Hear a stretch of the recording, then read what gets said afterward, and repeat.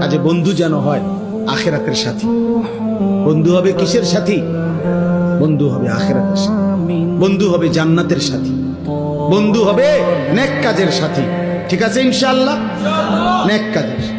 আল্লাহ কোরআনে বলছে, ওই যে আয়াত, ওই আয়াতে আল্লাহ বলছে নেক কাজের বন্ধুরা আমি আল্লাহ তাদেরকে ডাক দেব হাসরের ময়দানে, ইয়া ইবাদি, হে আমার বন্ধুগণ, বান্দাগণ, লা খাউফুন আলাইকুমুল ইয়াওমা ওয়ালা আনতুম তাহজানুন, আজকে তোমাদের কোনো ভয়ও নাই, চিন্তাও নাই।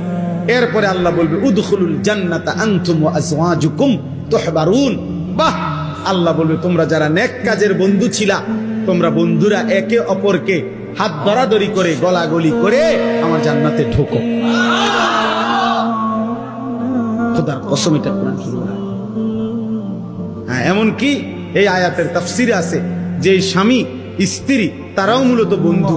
যদি তারা একজন আরেকজনকে নেক কাজের সহযোগিতা করত, স্বামী স্ত্রীকে নামাজের জন্য উঠাইছে, স্ত্রী স্বামীকে নামাজের জন্য উঠাইছে, স্বামী স্ত্রীকে নেক কাজের দিকে ডাকছে, স্ত্রী স্বামীকে নেক কাজের দিকে ডাকছে, এরাও বন্ধু।